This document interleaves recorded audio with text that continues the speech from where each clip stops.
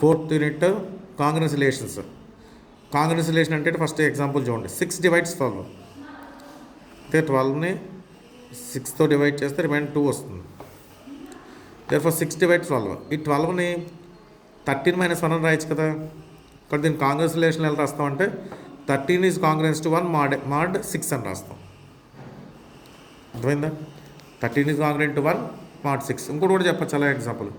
6 అలాగే 6 divides 12. 12ని మనం ఎలా కూడా రాయొచ్చు కదా. ఇప్పుడు ఎలా రాయొచ్చు 12ని 8 + 4 అని రాయొచ్చు. దీన్ని 8 - -4 అని రాయొచ్చు.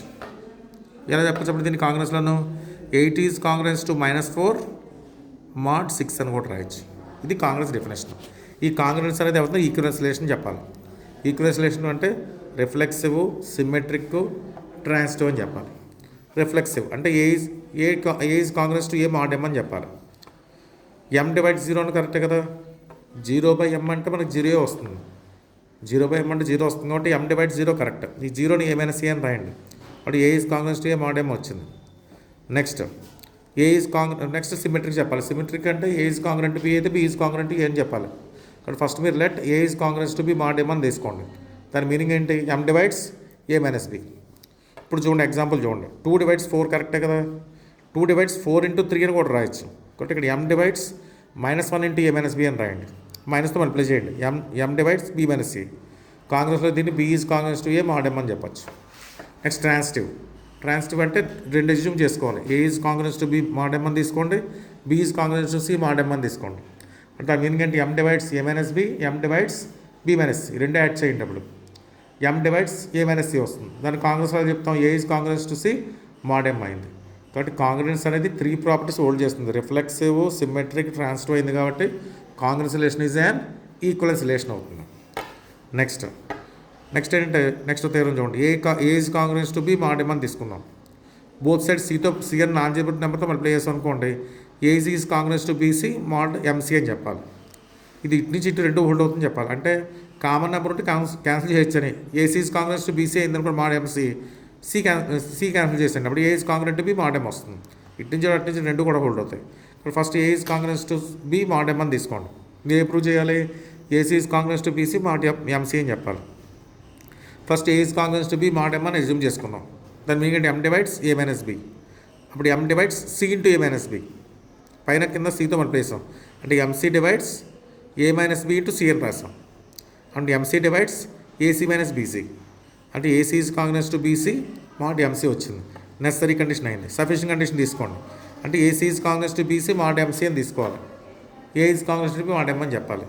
ac is congruent to bc కాబట్టి mc divides ac - bc. C common తీసి క్యాన్సిల్ చేసేయండి. m divides a - b. therefore a is congruent to B mod m అని వచ్చింది. కాబట్టి ఇది కాంగ్రెస్ రిలేషన్లో ఈ ప్రాపర్టీ హోల్డ్ అయింది థీరం. నెక్స్ట్ ఏంటంటే classes and complete residue classes of systems. Classes and residue classes of system. Class అంటే చూడండి. ఫస్ట్ ఏ బార్ రాసాం అనుకోండి. ఏ బార్ రాస్తే ఇప్పుడు సపోజ్ అంటే ఇక్కడ రాసి డెఫినేషన్ కన్సిడర్ ఏ fixed module m. Fixed modules consider చేసుకోండి. నెక్స్ట్ ఏని ఎలిమెంట్ ఏ బార్ని ఎలా డిఫైన్ చేస్తున్నామంటే ఏవైతే ఎలిమెంట్స్ ఏతో కాంగ్రెస్ట్ అవుతాయో విత్ రెస్పెక్ట్ టు ఎంతో ఆ సెట్ని ఏ బార్ అంటాం. అంటే ఏ బార్లో ఒక ఎలిమెంట్ ఉండాలంటే ప్రాపర్టీ హోల్డ్ చేయాలి. ఏ బార్లో ఎక్స్ ఉండాలంటే X is congruent to A mod m అవ్వాలి. అవన్నీ నోట్ చేస్తాం. దాని ఎగ్జాంపుల్ 1 బార్ రాసాం అనుకోండి. ఏవైతే ఎలిమెంట్స్ 1తో కాంగ్రెస్ అవుతాయి అవి నోట్ చేస్తాం. అంటే ఇక్కడ ఏం రాసాం చూడండి. X belongs to Z, X is congruent to 1 mod m. అంటే 2 divides x - 1 అవ్వాలి. ఆ ఎక్స్ వాల్యూస్ ఇస్తూ ఉండండి. అవి ఇక్కడ రాయండి. ఇక్కడ 1 పెట్టచ్చు కదా. ఫస్ట్ 1 - 1 0. ఇక్కడ 2 బార్ అనే సెట్లో మనకి ఇక్కడ 1 బార్ అనే సెట్లో ఫస్ట్ ఎలిమెంట్ ఏంటి మనకి 1 వస్తుంది. నెక్స్ట్ దీంట్లో 3 పెట్టచ్చు కదా. 3 - 1 2. 2 divides 2 కరెక్టే. 3 వచ్చింది. అలా 5 వస్తుంది, 7 వస్తుంది, -1 -3 ఇలా అన్నీ రాయొచ్చు. అలా 3 బార్ కూడా తీసుకుంటాం చూడండి. 3 bar X bar belongs to Z such that X is congruent to 3 mod m. mod 2 అంటే 2 divides x - 3 అవ్వాలి.